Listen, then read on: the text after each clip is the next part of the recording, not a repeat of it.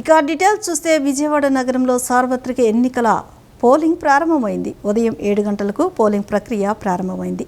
ప్రజలు తమ ఓటు హక్కును వినియోగించుకునేందుకు ఉదయం 7 గంటలకే పోలింగ్ కేంద్రాలకు చేరుకుంటున్నారు. ఎండల దృష్ట్యా ఉదయాన్నే ఓటు వేయాలనే ఉద్దేశంతో ప్రజలు పోలింగ్ కేంద్రాల వద్దకు చేరుకుంటున్నారు. తమ పోలింగ్ బూత్ల వద్దకు వెళ్లి ఓటు హక్కును వినియోగించుకుంటున్నారు. పోలింగ్ కేంద్రాల వద్ద పోలీసులు పటిష్టమైన భద్రతను ఏర్పాటు చేశారు. పోలింగ్ కేంద్రాల్లోకి సెల్ ఫోన్లను పోలీసులు అనుమతించడం లేదు. చెరగని సిరా ద్వారా ఇంటి వద్దే మార్కు చేస్తున్నట్లుగా సామాజిక మాధ్యమాల్లో ప్రచారంపై సీఈఓ ముఖేష్ కుమార్ మీనా స్పందించారు. చెరగని సిరా ఇతరులకు అందుబాటులో ఉంటుందనేది తప్పుడు ప్రచారమని ఎంకే మీనా స్పష్టం చేశారు. ఇతర సిరా ద్వారా ఓటర్లు వేళ్లపై మార్కు చేస్తే కఠిన చర్యలు తీసుకుంటామని హెచ్చరించారు. ఇతర సిరా ద్వారా ఓటర్ల వేళ్లపై మార్క్ చేస్తే కఠిన చర్యలు తీసుకుంటామని రాష్ట్ర ఎన్నికల ప్రధానాధికారి ముఖేష్ కుమార్ మీనా హెచ్చరించారు. చెరగని సిరా ఇతరులకు అందుబాటులో ఉంటుందనేది తప్పుడు ప్రచారమని తెలిపారు. చెరగని సిరా ద్వారా ఓటర్ల వేళ్లపై వారి ఇంటి వద్దే మార్కు వేస్తున్నట్లుగా సామాజిక మాధ్యమాల్లో ప్రచారం జరుగుతోందని, ఇది వాస్తవం కాదని స్పష్టం చేశారు. ఈ తరహా ప్రచారం సరికాదని అన్నారు. చెరగని సిరా ప్రభుత్వం మాత్రమే తయారు చేస్తుందని వెల్లడించారు. ఈ సిరా భారత ఎన్నికల సంఘం వద్ద మాత్రమే అందుబాటులో ఉంటుందని తెలిపారు. ఈ సిరా భారతీయ ఎన్నికల సంఘం వద్ద కాకుండా ఇతరులు ఎవరికైనా అందుబాటులో ఉంటుందనేది తప్పుడు ప్రచారమే అని తేల్చి చెప్పారు. ఎవరైనా ఇతర సిరాల ద్వారా చట్ట వ్యతిరేక కార్యక్రమాలకు పాల్పడితే అటువంటి వారిపై కఠిన చర్యలు తీసుకుంటామని హెచ్చరించారు. అదేవిధంగా మొత్తం 46,389 పోలింగ్ కేంద్రాల్లో 34,165 చోట్ల వెబ్కాస్టింగ్ చేస్తున్నామని ముఖేష్ కుమార్ మీనా అన్నారు. ఒపీనియన్ పోల్, ఎగ్జిట్ పోల్స్ పైన నిషేధం ఉందని తెలిపారు. ఈసారి 10 లక్షల మంది యువ ఓటర్లు ఓటు హక్కు వినియోగించుకోబోతున్నారని అన్నారు. సెలవు ఇవ్వాలని విద్యా సంస్థలకు సూచనలు చేశామన్నారు. అలాగే ప్రైవేటు, ప్రభుత్వ సంస్థలకు సెలవు ఇవ్వాలని ఆదేశాలు ఇచ్చామన్నారు. 1.6 లక్షల ఈవీఎంలు పోలింగ్ కోసం వినియోగిస్తున్నామని తెలిపారు. ఎన్నికల రోజు హింస జరగకుండా చూడాలని స్పష్టమైన ఆదేశాలు జారీ చేశామన్నారు. ఎక్కడ ఎలాంటి హింసాత్మక ఘటనలు జరిగినా కఠినంగా వ్యవహరిస్తామన్నారు. ఈ విషయంలో ఎన్నికల సంఘం హామీ ఇస్తోందని పేర్కొన్నారు. పోలింగ్ రోజు ఎక్కడా రాష్ట్ర సరిహద్దులను సీజ్ చేయటం లేదని అన్నారు. ఓటరుగా ఉన్న ఏ వ్యక్తిని నిర్వహించడం లేదని తెలిపారు. పోలింగ్ కేంద్రాల వద్ద దివ్యాంగులు, వృద్ధులకు ప్రత్యేక క్యూ లైన్ ఏర్పాటు చేస్తున్నామన్నారు. గతంలో 79.84% మేర పోలింగ్ నమోదైందని తెలియజేశారు. ఈసారి 83% మేర పోలింగ్ జరిగేలా ప్రయత్నాలు చేస్తున్నామని ముఖేష్ కుమార్ మీనా పేర్కొన్నారు. ఈరోజు ఉదయం 7 గంటల నుంచి పోలింగ్ ప్రారంభమవుతుందని, సాయంత్రం 6 గంటల వరకు జరుగుతుందని, ప్రతి ఒక్కరూ ఓటు హక్కును వినియోగించుకోవాలని ఎన్టీఆర్ జిల్లా కలెక్టర్ ఢిల్లీరావు తెలిపారు. 6 గంటలకు పోలింగ్ పూర్తి కాకపోతే క్యూ లైన్లో చివరికి ఎంతమంది ఉన్నారో చూసుకొని టోకెన్లు ఇచ్చి వారు అయ్యేంత వరకు పోలింగ్ జరుగుతుందని తెలిపారు. పోలింగ్ కేంద్రాల్లో సెల్ ఫోన్లకు అనుమతి లేదని, పోలింగ్ కేంద్రాలకు సెల్ ఫోన్లు తీసుకురావద్దని పోలీసులకు సహకరించాలని కోరారు. వృద్ధులు, గర్భిణీలు, బాలింతలు, పీడబ్ల్యూడీలు ఉంటే వారికి ప్రత్యేకంగా క్యూ ఉంటుందన్నారు. క్యూ లైన్లతో సంబంధం లేకుండా వారిని తీసుకువెళ్లి ఓటు వేయించడం జరుగుతుందన్నారు. ఓటర్ల ఇన్ఫర్మేషన్ స్లిప్ ప్రకారం మీ బూత్ ఎక్కడుందో చూసుకోవాలని కోరారు. ఓటు వేసేందుకు వెళ్లేవారు ఓటర్ గుర్తింపు కార్డు కానీ, ఆధార్ కార్డు కానీ తీసుకువెళ్లాలన్నారు. రేషన్ కార్డు మాత్రం చెల్లదన్నారు. 7 గంటలకి పోలింగ్ ప్రారంభమవుతుంది. సాయంత్రం 6 వరకు ఉంటుంది. ఒకవేళ 6 గంటలకి కంప్లీట్ కాకపోతే ఎంతమంది ఉన్నారో, చివరికి ఎంతమంది క్యూ లైన్లో ఉన్నారో వాళ్ళందరికీ వెనక నుండి టోకెన్లు ఇచ్చి వాళ్ళందరూ అయ్యేంత వరకు కూడా పోలింగ్ అనేటువంటి జరుగుతుంది. అయితే ఈ పోలింగ్ సమయంలో ఇప్పటికే ఎలక్షన్ కమిషను, సిఓ గారు, డిఓగా ఇప్పటికే మీకు చెప్పున్నాము, మీడియా ద్వారా కూడా వచ్చింది. సో మొబైల్ ఫోన్లు తీసుకురాకుండా మా ఎలక్షన్ సిబ్బందికి, పోలీస్ సిబ్బందికి సహకరించండి. అది తీసుకొని మళ్ళీ మేము వేరే దగ్గర పెట్టి తిరిగి మీరు వెళ్ళేటప్పుడు ఇదిగో ఇది పోయిందని ఇలాంటి రాకుండా, కాబట్టి మొబైల్స్ అనేటువంటిది ఒక్క అరగంటే కాబట్టి దానిని మీరు మొబైల్స్ తీసుకురావద్దని చెప్పి నా యొక్క విన్నపం.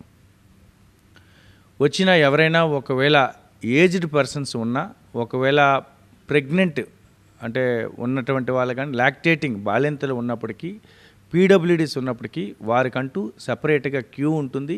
సో దగ్గర వాళ్ళకి తీసుకుని వెళ్ళి క్యూ లైన్తో సంబంధం లేకుండా వెంటనే వాళ్ళకి ఓటు వేయడం అనేటువంటి జరుగుతుంది.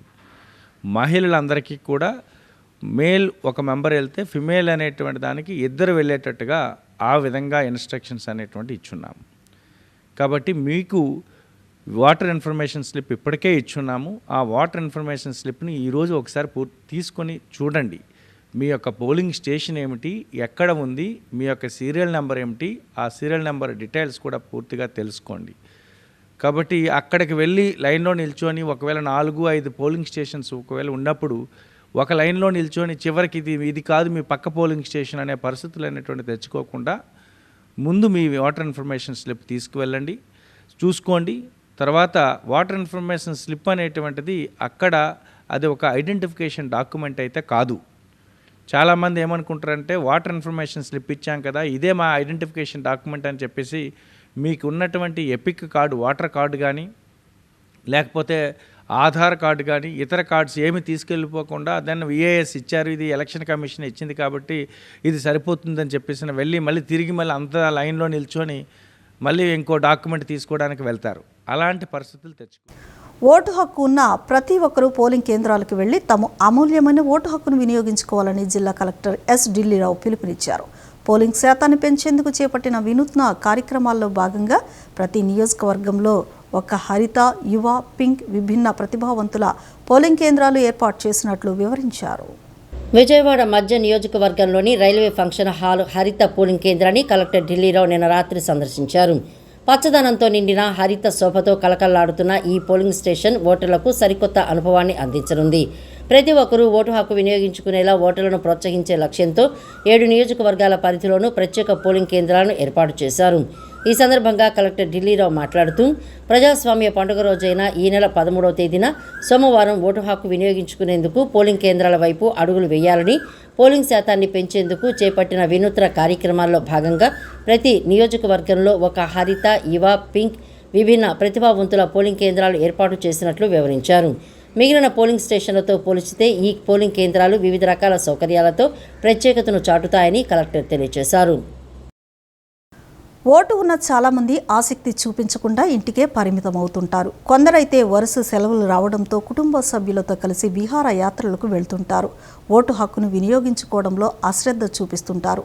తీవ్రమైన ఎండలకు తోడు గంటల తరబడి క్యూలో ఉండాలనే భావన, పోలింగ్ కేంద్రం ఎక్కడ ఉందో తెలుసుకోవాలనే ఆసక్తి లేకపోవడం, మన ఒక్క ఓటు వేయకపోతే ఏమవుతుందిలే అనే ధీమాతో చాలామంది ఓటుకు దూరంగా ఉండిపోతుంటారు.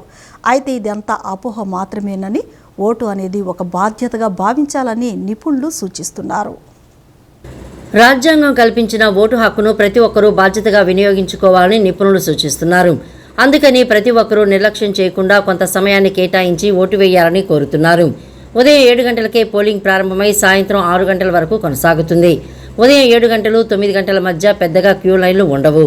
ధ్రువపత్రాలు సరిగ్గా ఉంటే 10-15 నిమిషాల్లో ఓటేసి బయటికి వచ్చేయవచ్చు. గతంలో సాయంత్రం 5 గంటల వరకే పోలింగ్ కొనసాగేది.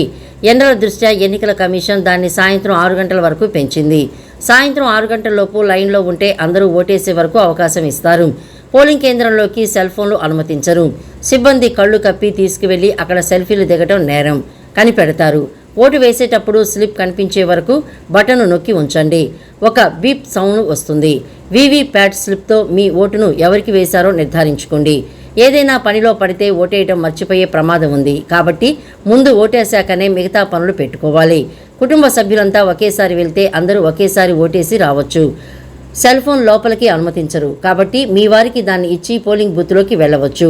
ఉదయం 11 గంటల తర్వాత వెళ్లే పెద్దలు ఎండన పడకుండా జాగ్రత్తలు తీసుకోవాలి. చాలామంది ఉదయం 5-6 గంటలకే వాకింగ్కి వెళ్తుంటారు. పనిలో పనిగా ఓటర్ ఐడి తీసుకువెళ్తే అటు నుంచి అటే వెళ్లి ఓటేసి రావచ్చు. వికలాంగులు, వృద్ధులకు ప్రత్యేక వాహనాలు ఉన్నాయి. ముందుగానే ఓటర్ ఐడి కార్డు, పోలింగ్ కేంద్రం చిరునామా తెలుసుకోవాలి. కొన్నిసార్లు జాబితాలో పేరుండకపోవచ్చు. తీరా పోలింగ్ కేంద్రం వద్దకు వెళ్లి ఓటు లేక ఉసురుమంటూ తిరిగి రాకుండా ముందే జాబితాలో పేరుందో లేదో చెక్ చేసుకోవాలి.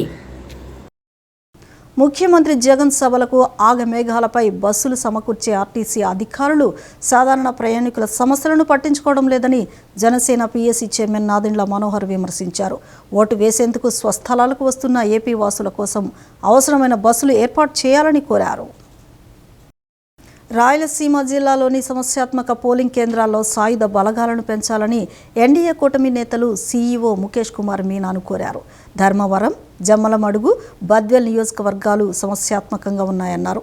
వీటిని క్రిటికల్ సెన్సిటివ్ నియోజకవర్గాలుగా ఇప్పటికే గుర్తించారన్నారు.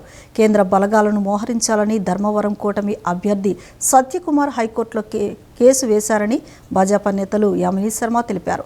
కోర్టు తీర్పు సారాంశాన్ని ఎన్నికల ప్రధాన అధికారికి నివేదించామన్నారు. భద్రత పెంచే విషయంపై డీజీపీకి కూడా వినతి పత్రాన్ని ఇచ్చినట్లు తెలిపారు.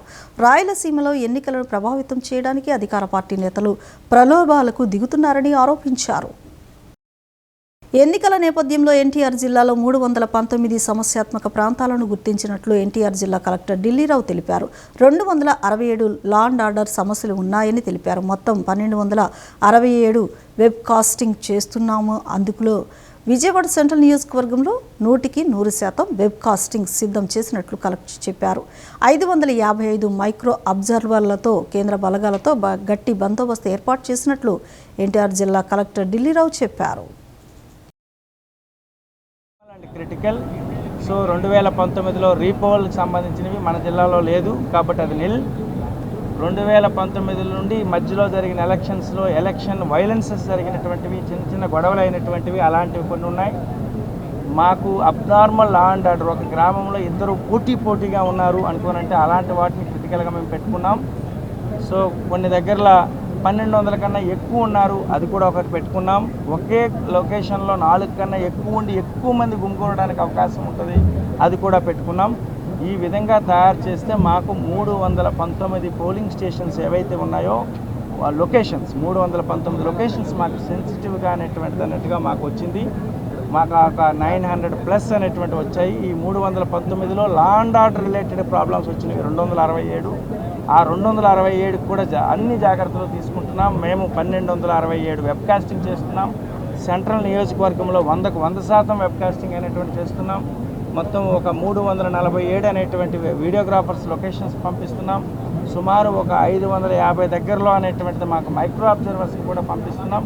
అండ్ సిఏపిఎఫ్కి సంబంధించినటువంటి మెజర్స్ ఏవైతే ఉన్నాయో అండ్ అవన్నీ జాగ్రత్తలు తీసుకుంటున్నాం. కాబట్టి అడిక్వేట్ దాంట్లో కూడా మాకు రెస్పాన్స్ సిస్టమ్ ఎలా ప్లాన్ చేసుకున్నామంటే, ముందు పోలింగ్ స్టేషన్ దగ్గరలో ఏమైనా ఇష్యూ అయితే దాని రెస్పాన్స్ 1 అని అనుకుంటున్నాం.